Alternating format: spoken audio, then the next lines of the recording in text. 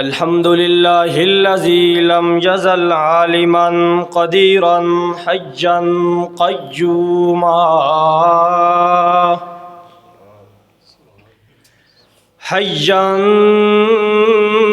قيوما سميعا بصيرا قديرا عليما خبيرا بصيرا. الحمد لله الذي أنزل على عبده الكتاب ولم يجعل له عوجا. الحمد لوليه والصلاة على نبيه والوزن والعدل والفضل والنظم بالجزم بوحدته بكبريائه بسلطان وبإعلان وبإتقان وبإيمان وبيان في فرقان. ونشهد أن سيدنا ومؤيدنا وحبيبنا ومولانا محمدا عبد الله ورسول الله. نحمدك اللهم ربنا ومولانا ومالكنا وخالقنا ورازقنا باسطنا شاهدنا حينا قيومنا حينا قيومنا جبارنا قهارنا رزاقنا فتاحنا علينا متيننا واجدنا ماجدنا واحدنا جل الله تبارك وتعالى. من يشرك في ذات الله وعادات الله وآيات الله وقرآن الله أو يتبرك بغير الله من نبي وولي وتقي ونقي وحسين وجميل وصغير وكبير فعليه الخسران والوبال.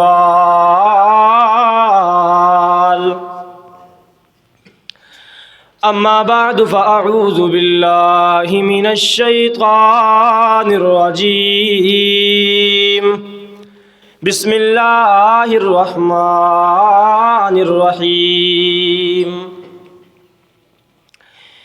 إن الله اشترى من المؤمنين أنفسهم وأموالهم بأن لهم الجنة يقاتلون في سبيل الله فيقتلون ويقتلون وعدا عليه حقا في التوراة والإنجيل والقرآن ومن أوفى بعهده من الله فاستبشروا ببيعكم الذي بايعتم به وذلك هو الفوز العظيم. صدق الله العظيم. قال النبي صلى الله عليه وسلم لو كنت متخذا خليلا لاتخذت أبا بكر خليلا أو كما قال النبي صلى الله عليه وسلم. اللهم صل على محمد وعلى آل محمد كما صليت على إبراهيم وعلى آل إبراهيم إنك حميد مجيد. اللهم بارك على محمد وعلى آل محمد كما باركت على إبراهيم وعلى آل إبراهيم إنك حميد مجيد. اس کی لوری کے لیے میں لفظ کہاں سے لاؤں، سارے عالم کے مقدر کو جگایا جس نے،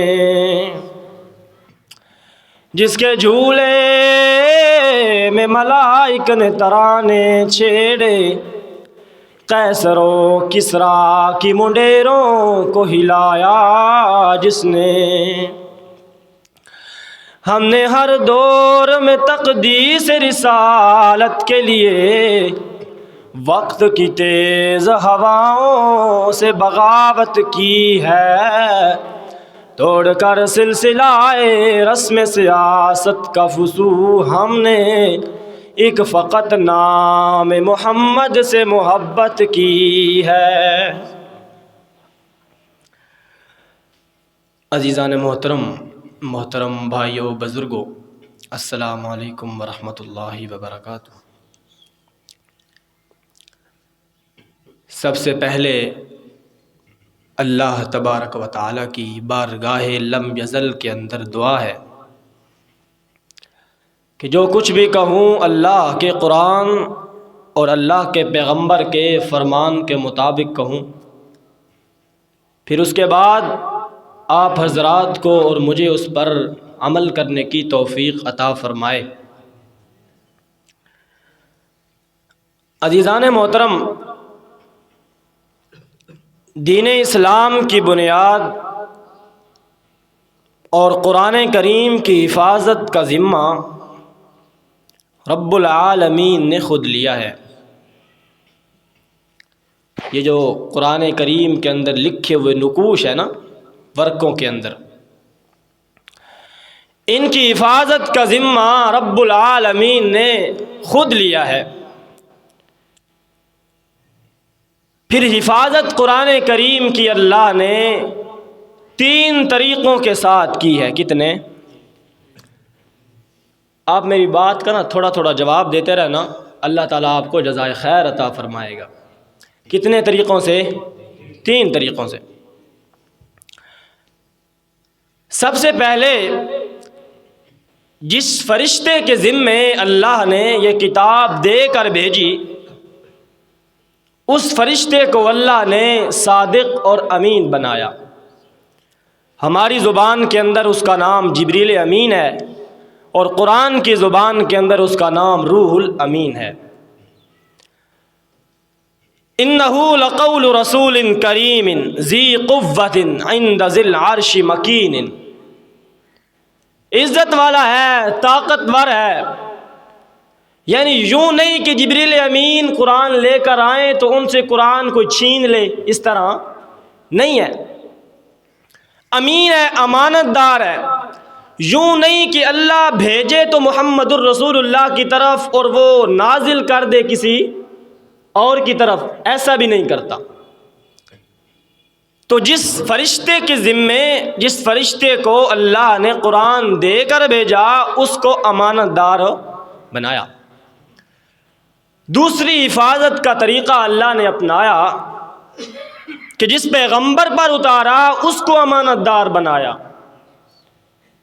یعنی یوں نہیں کہ ہمارے پیارے پیغمبر محمد الرسول اللہ صلی اللہ علیہ وسلم پر جو قرآن اترا انہوں نے وہ ہمیں نہیں بتایا بلکہ کوئی اور بتا دیا، اس طرح نہیں۔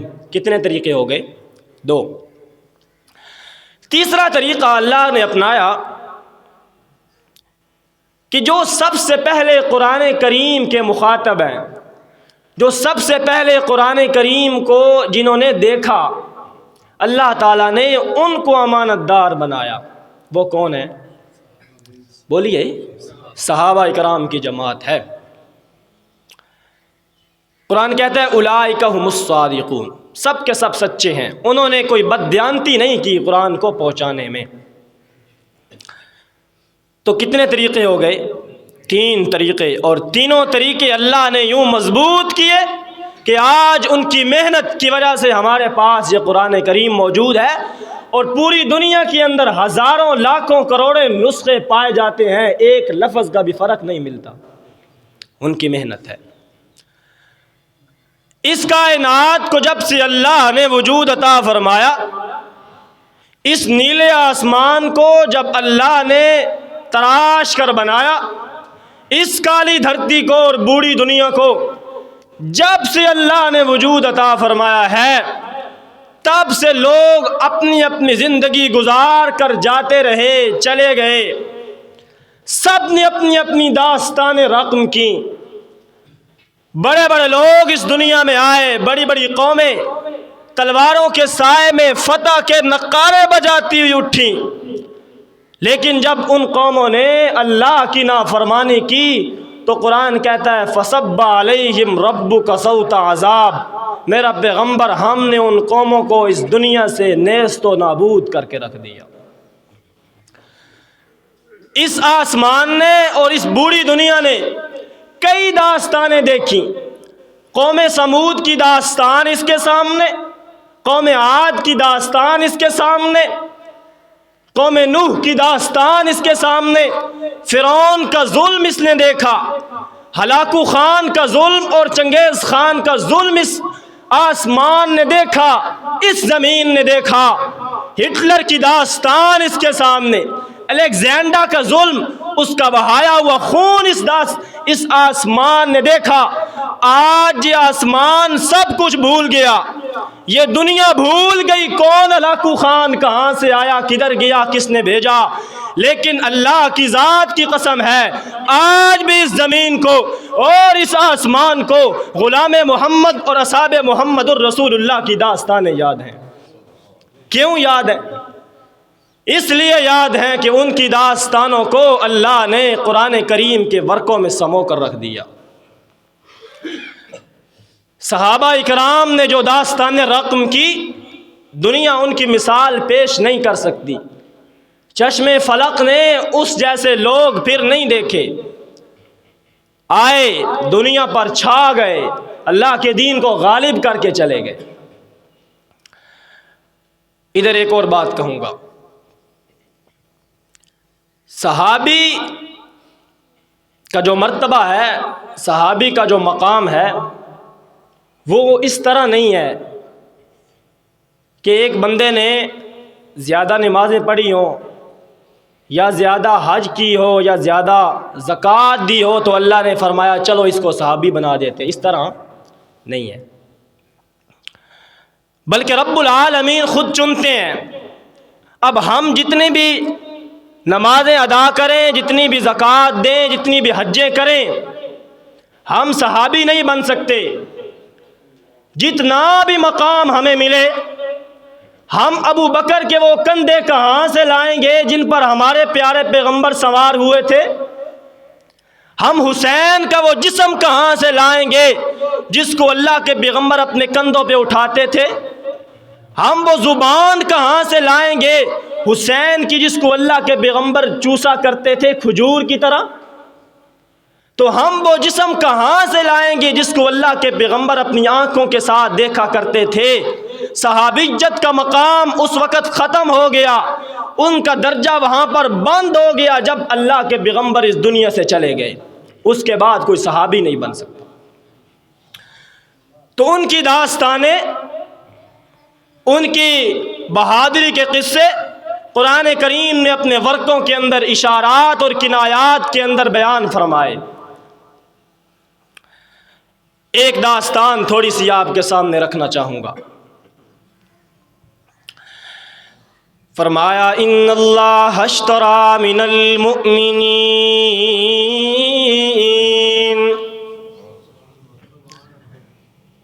ان اللہ اشتری من المؤمنین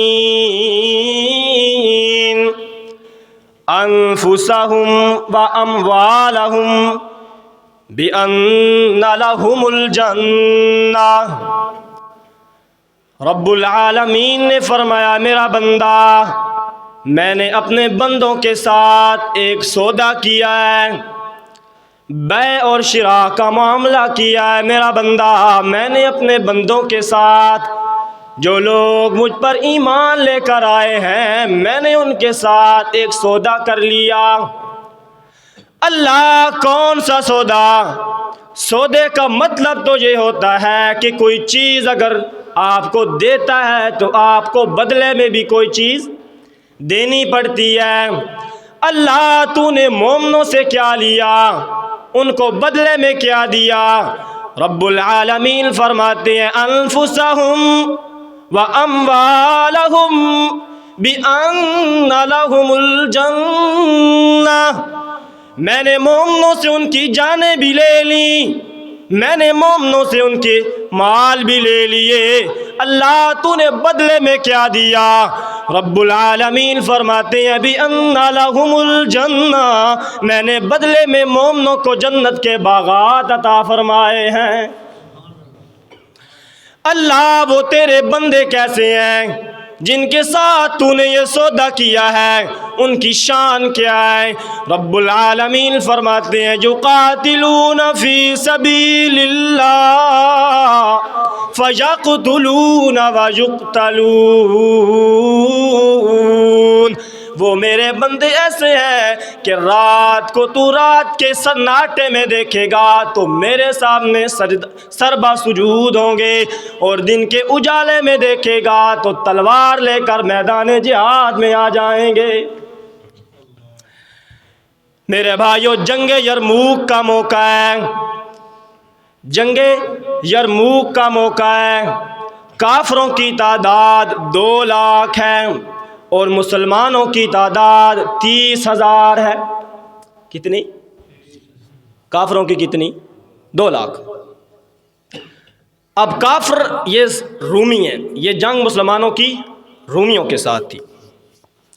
2 لاکھ کے اندر 30,000 عرب ہیں، 1 لاکھ بلکہ 60,000 عربی لوگ ہیں، 1,40,000 رومی ہیں اور 60,000 عربی ہیں، یہ کافر ہو گئے سارے۔ اس کے مقابلے میں مسلمانوں کی تعداد کتنی ہے؟ 30,000۔ کافروں نے کہا، رومیوں نے کہا کہ صبح جو جنگ ہوگی وہ عربوں کو عربوں کے ساتھ لڑایا جائے گا۔ مسلمانوں کی تعداد 30,000، وہ سارے عربی ہیں، ہماری تعداد کے اندر 60,000 عربی ہیں، ہم ان 60,000 کو ان 30,000 کے ساتھ لڑوا دیں گے۔ جب یہ بات خالد بن ولید کو پتہ چلی نا کہ 60,000 عربی لوگوں کو 30,000 کے ساتھ لڑوائیں گے، ابو عبیدہ بن جراح رضی اللہ تعالیٰ عنہ کے پاس گئے، کہتے ابو عبیدہ مجھے صرف 30 فوجی دے دے، مجھے صرف 3 مجاہدین دے دے، میں 30 مجاہدین کو لے کر 60,000 کے ساتھ لڑ جاؤں گا۔ ابو عبیدہ اور ابو سفیان رضی اللہ تعالیٰ عنہما نے کہا یہ کوئی جنگ کا قانون نہیں ہے کہ 30 بندے ہوں اور 60,000 کا لشکر ہو۔ خالد بن ولید نے ضد کر لی، 30 ہی لے کر جاؤں گا۔ آخر یہ فیصلہ ہوا کہ اگر تو ضد کرتا ہی ہے نا تو پھر 60 بندے لے جا۔ 60 بندے خالد بن ولید نے کہا اپنی مرضی سے چنوں گا۔ پہلی آواز لگائی این فضل بن عباس، فضل بن عباس کہاں ہے؟ دوسری آواز لگائی این زبیر بن العوام، زبیر بن عوام کہاں ہے؟ کرتے کرتے 60 فوجی چن لیے، 60 مجاہدین چن لیے۔ خالد بن ولید نے 60 کے 60 صحابہ کرام کو چنا، تابعی کوئی بھی نہیں چنا۔ 60 بندہ 60,000 کی فوج کے مقابلے میں جا رہا ہے۔ ان عربوں نے سمجھا، کافروں نے سمجھا کہ ہمارے ساتھ صلح کرنے کے لیے آ رہا ہے۔ جب وہ نزدیک پہنچے تو کافروں نے کہا خالد بن ولید آج صلح کرنے آیا ہے، دیکھنا کتنی سخت شرطیں رکھیں گے ہم صلح کی۔ خالد بن ولید نے کہا کون سی صلح؟ کس صلح کی بات کرتے ہو؟ انہوں نے کہا تو صلح کرنے نہیں آیا؟ کہتے ہیں نا صلح کون سی ہوتی ہے؟ خالد کے ہوتے ہوئے بھلا صلح کی کیا اہمیت ہے؟ خالد نے کہا تمہاری گردنیں اڑانے آیا ہوں۔ 60,000 فوجی کافر 60 فوجیوں کے ساتھ لڑ گئے، 20 حملے کیے انہوں نے۔ کتنے؟ 20 حملے کیے کافروں نے، مسلمانوں کی ایک صف بھی نہیں ٹوٹی۔ 21واں جب حملہ کیا نا تو صف ٹوٹ گئی۔ خالد بن ولید نے کہا 6 ٹولیوں میں بٹ جاؤ۔ صحابہ اکرام کی جنگ شروع ہو گئی۔ کافروں کی تعداد 60,000 ہے، مسلمانوں کی تعداد 60 ہے۔ جنگ ہو رہی ہے۔ جنگ نے جب اپنی بھٹی گرم کر لی، اپنی چنگاریاں برسانا شروع کر دیں، گھوڑوں کے تلووں سے چنگاریاں نکلنے لگ گئیں۔ قرآن کہتا ہے والعادیات ضبحا فالموریات قدحا فالمغیرات صبحا۔ قرآن کہتا ہے مجھے ان گھوڑوں کی قسم جو ہانک ہانک کے میدان جہاد میں چلتے ہیں، مجھے ان گھوڑوں کی ٹاپوں کی قسم جن کی ٹاپوں سے چنگاریاں نکلتی ہیں۔ اللہ کو جہاد کے ساتھ کتنا پیار ہے کہ ان گھوڑوں کی قسمیں بھی اٹھا رہے ہیں جو میدان جہاد میں چلتے ہیں۔ جنگ کی بھٹی گرم ہو گئی، جنگ نے اپنا ظلم برسانا شروع کر دیا۔ جنگ چلتی رہی۔ صحابہ اکرام بھی پریشان ہیں کہ خالد نے 60 مجاہدینوں کو شہید کروا دیا، لیکن جب جنگ ختم ہو گئی، جنگ کی ختم ہونے کے بعد ساری کی ساری لاشوں کو گنا گیا۔ 5000 لاشیں تھیں، جن کے اندر صرف 10 لاشیں صحابہ اکرام کی تھیں، باقی 4990 لاشیں کافروں کی تھیں۔ یہ ہمارا ہیرو، ہمارا آئیڈیل خالد بن ولید۔ اقبال کہتا ہے منفعت ایک ہے اس قوم کی، نقصان بھی ایک۔ منفعت ایک ہے اس قوم کی، نقصان بھی ایک۔ حرم پاک بھی، اللہ بھی، قرآن بھی ایک۔ کچھ بڑی بات تھی ہوتے جو مسلمان بھی ایک۔ فرقہ بندی ہے کہیں اور کہیں ذاتیں ہیں، کیا زمانے میں پنپنے کی یہی باتیں ہیں۔ ہر انسان اپنا وکھرا فرقہ بنا کر، اپنی وکھری مسجد بنا کر، اپنی وکھری جماعت بنا کر لوگوں کو دعوت دے رہا ہے میری طرف آؤ، میرے پاس زیادہ دلائل ہیں۔ اسلام کا نام لینے والا کوئی نہیں، خلافت کا نام لینے والا کوئی نہیں۔ اقبال کہتا ہے تھے تو وہ آبا تمہارے ہی، مگر تم کیا ہو، ہاتھ پہ ہاتھ دھرے منتظر فرداں ہو۔ وہ کیا تھے اور ہم کیا ہیں؟ وہ زمانے میں معزز تھے مسلمان ہو کر، ہم خوار ہوئے تارک قرآن ہو کر۔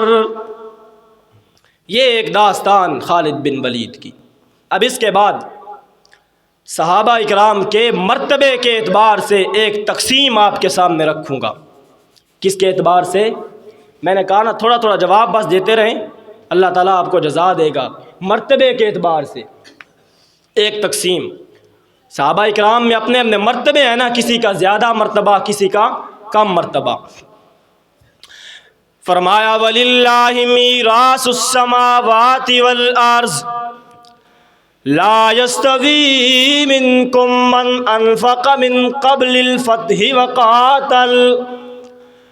رب العالمین نے فرمایا میرا بندہ، یہ ساری کی ساری زمین اللہ کی میراث ہے، جس کو چاہے اس زمین کا وارث بنا کر رکھ دے۔ رب العالمین نے فرمایا میرا پیغمبر تیرے صحابہ کی 2 جماعتیں ہیں، کچھ وہ ہیں جو مکہ فتح ہونے سے پہلے ایمان لے کر آئے، کچھ وہ ہیں جو مکہ فتح ہونے کے بعد ایمان لے کر آئے ہیں۔ جو مکہ فتح ہونے سے پہلے ایمان لے کر آئے انہوں نے اپنا مال خرچ کیا، اپنی جانیں بھی قربان کی۔ جو مکہ فتح ہونے کے بعد ایمان لے کر آئے انہوں نے بھی اپنی جانیں لٹا دیں، اپنے مال خرچ کر دیے۔ اللہ ان کے اندر مرتبہ کیسا ہے، ان کے اندر شان کس کی زیادہ ہے؟ قرآن کہتا ہے اولئک اعظم درجۃ من الذین انفقوا من بعد وقاتلوا۔ رب العالمین فرماتے ہیں میرا پیغمبر جو پہلے ایمان لے کر آئے ہیں ان کا مرتبہ بہت زیادہ بلند ہے۔ فتح مکہ ہونے سے پہلے تقریباً 10,000 صحابہ کرام ایمان لے آئے تھے، ان کا مرتبہ باقیوں سے زیادہ ہے۔ رب العالمین فرماتے ہیں پھر یہ 10,000 بھی آپس میں برابر نہیں، ان کے اندر بھی کچھ صحابہ کرام کی شان باقیوں سے زیادہ ہے۔ رب العالمین فرماتے ہیں لقد رضی اللہ عن المؤمنین اذ یبایعونک تحت الشجرہ، میرا پیغمبر وہ 1400 صحابہ کرام جنہوں نے صلح حدیبیہ کے موقع پر آپ کے ہاتھ پر اپنا ہاتھ رکھا تھا، قرآن کہتا ہے ید اللہ فوق ایدیہم، ان صحابہ کرام کے ہاتھوں پر اللہ کا ہاتھ تھا۔ رب العالمین فرماتے ہیں ان 1400 صحابہ کرام کا مرتبہ ان 10,000 صحابہ میں سے زیادہ ہے۔ اب کتنے رہ گئے؟ 1400۔ رب العالمین فرماتے ہیں پھر یہ 1400 بھی برابر نہیں، ان کے اندر بھی وہ 750 صحابہ کرام جو جنگ احد کے اندر شریک ہوئے، ان کا مرتبہ ان میں سے زیادہ ہے۔ اب کتنے رہ گئے؟ کتنے رہ گئے؟ 750۔ اللہ فرماتے ہیں پھر یہ 750 بھی برابر نہیں، ان میں سے وہ 313 صحابہ کرام جو جنگ بدر کے اندر شہید ہوئے، ان کا مرتبہ ان 750 صحابہ کرام میں سے زیادہ ہے۔ رب العالمین نے فرمایا تھا کہ یہ 313 صحابہ کرام اب اگر گناہ بھی کریں گے تو میں ان کے گناہوں کو بھی نیکیاں بنا کر لکھ دوں گا۔ اب 313 رہ گئے۔ اللہ کے پیغمبر نے فرمایا پھر یہ 313 صحابہ کرام بھی آپس میں برابر نہیں، ان کے اندر بھی وہ 82 صحابہ کرام جو شیب ابی طالب میں رہے، اللہ کے پیغمبر کے ساتھ بھوکے پیاسے رہے، بھوک لگی تو پتے کھائے، پیاس لگی تو پتوں کا پانی نچوڑ کر پی لیا، بھوک کے پیاسے 82 صحابہ کرام رہے۔ اللہ کے پیغمبر نے فرمایا ان کا مرتبہ 313 میں سے زیادہ ہے۔ اب کتنے رہ گئے؟ 82۔ رب العالمین نے فرمایا پھر یہ 82 بھی آپس میں برابر نہیں، ان میں سے وہ 10 صحابہ کرام جن کو نام لے کر بشارت دی گئی، ان کا مرتبہ ان 82 میں سے زیادہ ہے۔ ابو بکر فی الجنہ، عثمان فی الجنہ، علی فی الجنہ، عمر فی الجنہ، طلحہ فی الجنہ، زبیر فی الجنہ، ابو عبیدہ بن جراح فی الجنہ، سعد ابن ابی وقاص فی الجنہ، سعید ابن زید فی الجنہ۔ یہ 10 صحابہ کرام ان کا مرتبہ باقیوں میں سے زیادہ ہے۔ پھر یہ 10 بھی آپس میں برابر نہیں، ان میں سے وہ 4 زیادہ مرتبے والے ہیں، ان میں سے وہ 4 زیادہ مقام والے ہیں جن کے بارے میں اللہ کے پیغمبر نے فرمایا سنتی و سنت الخلفاء الراشدین المہدیین۔ رب العالمین کے پاک پیغمبر نے فرمایا یہ میرے 10 صحابہ کرام میں سے 4 صحابہ کرام باقیوں میں سے زیادہ مقام رکھتے ہیں۔ اب کتنے رہ گئے؟ 4۔ اللہ کے پیغمبر نے فرمایا پھر یہ 4 بھی آپس میں برابر نہیں، ان میں سے وہ 2 صحابہ کرام ابو بکر و عمر، اللہ کے پیغمبر نے فرمایا قیامت والے دن میں آؤں گا، میری بائیں جانب فاروق اعظم ہوں گے اور دائیں جانب ابو بکر صدیق ہوں گے۔ اللہ کے پیغمبر نے فرمایا پھر یہ 2 بھی آپس میں برابر نہیں ہیں، ان میں سے ایک کا مرتبہ بہت زیادہ بلند ہے۔ اللہ کے پیغمبر وہ ایک صحابی کون سا ہے؟ رب العالمین کے پاک پیغمبر نے فرمایا وہ جو رات کی خلوتوں میں میرے ساتھ رہا، وہ جو غار کی خلوتوں میں میرے ساتھ رہا، اسی کے بارے میں اللہ کے پیغمبر نے فرمایا تھا لو کنت متخذا خلیلا لاتخذت ابا بکر خلیلا۔ اوے لوگو اگر مجھے اللہ خلیل بنانے کا موقع عطا کرتے تو میں ابو بکر کو اپنا خلیل بنا لیتا۔ پھر اس ایک صحابی کا مرتبہ باقی سب میں سے زیادہ ہو گیا۔ ان کا نام کیا ہے؟ بولیے۔ سارے نہیں بولے، تھوڑے بولے ہیں۔ ابو بکر صدیق رضی اللہ تعالیٰ عنہ، یہاں پر ایک بات سنیں، سارے کے سارے انبیاء کرام کی جماعت میں سے صرف حضرت ابراہیم علیہ السلام ایسے پیغمبر ہیں جن کو خلیل اللہ کہا جاتا ہے۔ کیا کہا جاتا ہے؟ خلیل اللہ۔ ان سے کسی نے پوچھا کہ آپ کو خلیل کیوں کہتے ہیں؟ انہوں نے جواب دیا، بذلت نفسی للنیران وولدی للقربان ومالی للضیفان وقلبی للرحمن ہاؤنا خلیل الرحمن۔ میں نے اپنی جان کو اللہ کے حوالے کیا، میں نے اپنے دل کو اللہ کے حوالے کیا، میں نے اپنے مال کو اللہ کے حوالے کیا، میں نے اپنے بیٹے کو اللہ کے لیے قربان کیا، اسی لیے مجھے خلیل کہتے ہیں۔ پورے کے پورے صحابہ اکرام کی جماعت میں سے ایک صحابی ایسے ہیں جن کے بارے میں آپ نے فرمایا لَاتَّخَذْتُ أَبَا بَكْرٍ خَلِيلًا، اگر مجھے اللہ خلیل بنانے کا اختیار دیتے تو میں ابو بکر کو خلیل بنا لیتا۔ اب مناسبت سنیں، انبیاء کی جماعت میں سے کون ہے؟ بولتے نہیں ہیں آپ۔ انبیاء کی جماعت میں سے کون ہے؟ حضرت ابراہیم علیہ السلام۔ صحابہ اکرام کی جماعت میں سے کون ہے؟ حضرت ابو بکر۔ وہ خلیل اللہ ہے، وہ خلیل الرحمن ہے، اور یہ خلیل مصطفیٰ ہے۔ اب سنیے، وہ خلیل اللہ ہیں، انہیں اللہ نے فرمایا مال قربان کریں، انہوں نے سارا مال اللہ کے راستے میں قربان کر دیا، یہ خلیل مصطفیٰ ہے۔ انہیں اللہ کے پیغمبر نے فرمایا مال قربان کیجئے، انہوں نے سارا مال اللہ کے پیغمبر کے حکم پر قربان کر دیا۔ ان کو اللہ نے کہا اپنا بیٹا قربان کریں، انہوں نے اسماعیل حاضر کر دیا۔ ان کو اللہ کے پیغمبر نے فرمایا اولاد کی قربانی دیجیے، انہوں نے عبداللہ حاضر کیا، عائشہ حاضر کی، خود حاضر ہو گئے۔ ان کو اللہ نے کہا اپنا دل مجھے دے دیے، انہوں نے دے دیا۔ ان کو بھی اللہ کے پیغمبر نے فرمایا اپنا دل دے دیجیے، ابو بکر نے اپنا دل کاٹ کر محمد کو دے دیا، اس کو اللہ نے مقام دیے، ابراہیم خلیل اللہ بنا دیا۔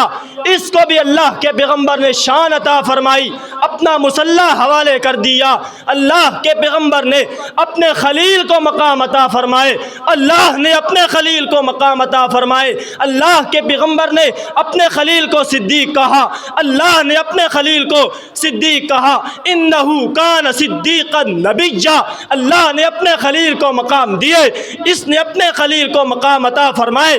دونوں کا خلیل ہے، ایک خلیل اللہ ہے، دوسرا خلیل مصطفیٰ ہے۔ دونوں کو شانیں ملی، دونوں کو مقام ملا، دونوں کو مرتبے ملے، دونوں کو عزتیں ملی۔ خلیل اللہ کا جو دشمن تھا اس کا نام نمرود تھا۔ کیا نام تھا؟ نمرود تھا۔ اس کو جب سزا ملنے لگی، اس کو جب ضلالت ملنے لگی، اس کے ناک کے اندر مچھر داخل ہوا، مچھر ذہن کے اندر پہنچا، دماغ کے اندر پہنچا، مچھر نے ہلچل کرنا شروع کر دی، دماغ میں سکون نہ آیا، تھپڑ لگنے لگے، دوائیاں ہونے لگیں، لوگوں نے مارنا پیٹنا شروع کیا، پھر اس کے بعد چپلوں سے مارا، مچھر نہیں نکلتا۔ خلیل اللہ کا جو دشمن تھا پیٹتا پیٹتا مر گیا۔ خلیل مصطفیٰ کا جو دشمن ہے اس کے ذہن کے اندر بھی صحابہ کو گالی دینے کا مچھر داخل ہو چکا ہے، یہ بھی صحابہ کو گالی دیتا ہے اور پیٹ رہا ہے صحابہ کے بغض میں، اور قیامت تک انشاءاللہ پیٹتے پیٹتے مر جائے گا انشاءاللہ۔ آپ ڈر کیوں رہے ہیں؟ اونچا کہیں انشاءاللہ۔ ڈر کس بات کا؟ وہ خلیل اللہ ہے اور یہ خلیل مصطفیٰ ہے۔ خلیل مصطفیٰ بننا آسان نہیں ہے، ساری زندگی کی محنت، ساری زندگی کی قربانیاں دینے پڑتی ہیں، اس کے بعد خلیل مصطفیٰ۔ اب سنیں نسبتیں۔ خلیل مصطفیٰ صدیق اکبر رضی اللہ تعالیٰ عنہ ہیں۔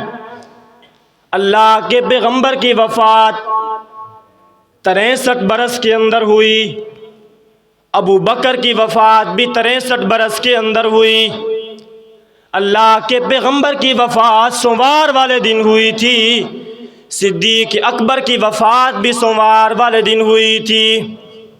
اللہ کے پیغمبر کی وفات والے دن سرحان عائشہ صدیقہ ہیں، ابو بکر کی وفات والے دن بھی سرحان عائشہ صدیقہ ہیں۔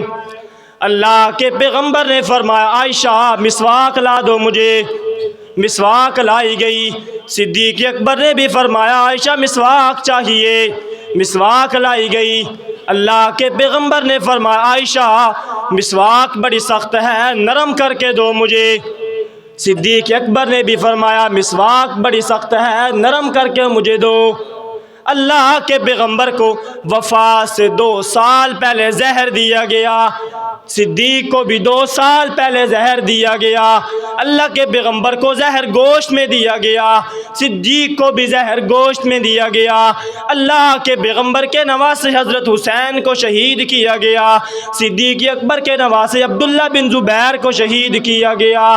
اللہ کے پیغمبر کے لیے جو چارپائی لائی گئی تھی، صدیق کے لیے بھی وہی چارپائی لائی گئی۔ جو چادر اللہ کے پیغمبر کے لیے لائی گئی تھی، وہی چادر صدیق کے لیے لائی گئی تھی۔ اللہ کے پیغمبر نے بھی اپنی زندگی کے اندر اپنے مسلح کا امام بنایا، اپنا خلیفہ بنا کر گئے۔ صدیق نے بھی اپنے مسلح کا امام عمر بن خطاب کو بنایا۔ ارے یہ چھوٹی چھوٹی نسبتیں ہیں، تجھے ایک اور بڑی نسبت سناؤں، جہاں پر آقا کا مزار ہے وہاں صدیق کا مزار ہے۔ قیامت تک کے لیے صدیق اکبر قدموں میں سو گئے۔ اسلام کے دامن میں 2 راتیں بڑی عجیب ہیں۔ کتنی؟ 2 راتیں بڑی عجیب ہیں، ایک معراج والی رات اور دوسری غار والی رات۔ کتنی راتیں؟ 2 راتیں۔ معراج والی رات ساتھی کون بنے تھے؟ معراج والی رات ساتھی کون بنے تھے؟ انجن کر دیو۔ معراج والی رات ساتھی کون بنے تھے؟ جبریل امین، روح الامین۔ اور غار والی رات ساتھی کون بنے تھے؟ ابو بکر صدیق رضی اللہ تعالی عنہ، وہ بھی ساتھی بنے تھے، صدیق بھی ساتھی بنا۔ لیکن فرق یہ ہے کہ وہ آسمانوں سے آیا، اللہ کے پیغمبر کو ساتھ لے کر گیا، یہ بھی ساتھی بنا۔ فرق یہ ہے کہ اللہ کے پیغمبر خود چل کر صدیق کے دروازے پر گئے، وہ بھی ساتھی بنا، یہ بھی ساتھی بنا، دونوں ساتھی بن گئے۔ فرق یہ ہے کہ جبریل امین نے سواری کے لیے براق کا انتظام کیا، صدیق بھی ساتھی بنا۔ فرق یہ ہے کہ جب اللہ کے پیغمبر کو سواری کی ضرورت پڑی تو ابو بکر نے کہا ابو بکر کے کندھے حاضر ہیں، اپنے کندھوں پر اٹھا لیا۔ وہ بھی ساتھی بنا، یہ بھی ساتھی بنا۔ فرق یہ ہے میرے بھائیوں، پنجابی زبان کے اندر جو لفظ توڑ ہے نا، توڑ، اس کے 2 معنی آتے ہیں۔ کتنے؟ 2 معنی۔ ایک معنی یہ ہے کہ یوں توڑ دینا یعنی چھوڑ دینا، اور ایک معنی توڑ لے کے رہنا۔ کتنے معنی؟ 2 معنی۔ صدیق نے بھی توڑ دیا، جبریل امین نے بھی توڑ دیا۔ سمجھ آ رہی ہے؟ صدیق بھی توڑ گیا، جبریل امین بھی توڑ گئے۔ فرق یہ ہے کہ جبریل امین نے سدرۃ المنتہا پہ جا کر کہا اللہ کے پیغمبر اب آگے جاؤں تو پر جلتے ہیں، ایسا توڑ گیا کہ رستے میں چھوڑ گیا۔ صدیق بھی توڑ گیا، ایسا توڑ گیا کہ آج تک محمد کے قدموں میں سو گیا۔ عزیزان محترم، یہ صحابہ اکرام کی کچھ میں نے ان کا تعارف آپ کو کروایا ہے، وقت ہو گیا ہے۔ صحابہ اکرام کے بارے میں آج کل یہ بات عام ہو گئی ہے کہ جس نے مشہور ہونا ہوتا ہے نا، وہ صحابہ کو گالیاں دینا شروع کر دیتا ہے۔ جس کو مشہور ہونا ہے وہ گالیاں دے۔ جو ابو بکر کو خائن کہے کہ اس نے فاطمہ کا دروازہ توڑا تھا، فاطمہ کا حق نہیں دیا تھا، عمر کو خائن کہے کہ اس نے فاطمہ کے دروازے کو آگ لگا دی تھی، جو عثمان کو خائن کہے کہ وہ مال حکومت کا کھاتا تھا، علی کو راب کا درجہ دے، خالد بن ولید کو زانی کہے، جو لوگ صحابہ اکرام کو زانی کہے ان کو لعنتی کہے، قیامت کے دن تک صحابہ کا سورج، صحابہ کی شان اور مقام کا سورج، ان کے چاند اور چاند کی چمک اور ستاروں کی دمک یوں ہی چمکتی رہے گی، اور صحابہ کے دشمن یوں ہی پیٹ پیٹ کر مرتے رہیں گے انشاءاللہ انشاءاللہ۔ آپ نے فرمایا تھا اذا رأیتم الذین یسبون اصحابی، اوے لوگو جب تم دیکھو کہ میرے صحابہ کو لوگ گالیاں دے رہے ہیں، میرے صحابہ پر بکواس کر رہے ہیں، ڈرے بغیر کہہ دینا لعنت اللہ علی شرکم، تمہاری ان بے غیرتیوں پر اللہ کی لعنت ہو، تمہاری ان بے غیرتیوں پر فرشتوں کی لعنت ہو، اللہ کے پیغمبر کی لعنت ہو، قیامت کے دن تک تمہارے سینوں پر لعنتیں برستی رہیں گی اور صحابہ اکرام کے مقام بلند ہوتے رہیں گے انشاءاللہ۔ تو یہ لوگ جج بنے ہوئے ہیں، صحابہ کے معاملے میں جج بنے ہوئے ہیں کہ فلاں نے یوں کیا، فلاں نے یوں کیا، تجھے کس نے جج بنایا؟ ان کے بارے میں اللہ جج بن چکا ہے۔ اولئک الذین امتحن اللہ قلوبہم للتقوی، صحابہ اکرام کے دلوں کا اللہ نے امتحان لیا اور فرمایا اولئک علی ھدی من ربہم، یہ سب کے سب ہدایت کی سواری پر سوار ہیں، جہاں چاہیں اس سواری کو لے کر چلے جائیں۔ اصحابی کالنجوم فبأیہم اقتدیتم اہتدیتم، ہمارے استاد بندیالوی صاحب ایک جملہ کہتے ہیں، وہ فرماتے ہیں کہ صحابہ آسمان کے ستارے ہیں، صحابہ کیا ہیں؟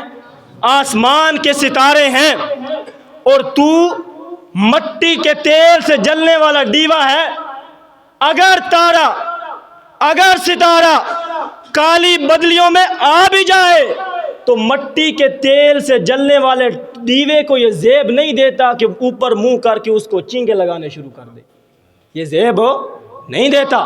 وہ صحابہ ہیں، ان کے بارے میں فیصلہ ہو چکا، اولئک هم الصادقون اولئک هم المؤمنون حقا، میرا پیغمبر اس زمین پر صرف تیرے صحابہ ہی تو پکے مومن ہیں۔ تو صحابہ اکرام کے بارے میں اپنے دلوں کو صاف کریں، وہ ہمارے میں۔ اچھا ایک اور سوال کہ یہ صحابہ کو گالیاں کیوں دیتے ہیں؟ کبھی آپ نے سوچا کہ آئے دن اسی ملک کے اندر اوپر صدیق اکبر کا نام لکھا ہوتا ہے، نیچے کتا لکھا ہوتا ہے، یہ کیوں اس طرح ہوتا ہے؟ صحابہ کو لعنتی کیوں کہتے ہیں؟ اصل وجہ بتاتا ہوں۔ وجہ یہ ہے کہ یہ لوگ دین اسلام کی بنیاد ختم کرنا چاہتے ہیں۔ جب صدیق اکبر بھی خائن، عمر فاروق کا بھی کوئی کردار نہیں، حضرت عثمان بھی خائن، تو قرآن کہاں سے محفوظ، حدیث کہاں سے محفوظ؟ تو دین کی بنیاد ختم ہو گئی کہ نہ ہو گئی؟ اصل وجہ یہ ہے کہ اسلام کو نقصان پہنچاتے ہیں۔ اللہ تعالیٰ سے دعا ہے کہ ہمیں صحابہ اکرام کی سیرت پر چلنے کی توفیق عطا فرمائے۔ وآخر دعوانا ان الحمد للہ رب العالمین۔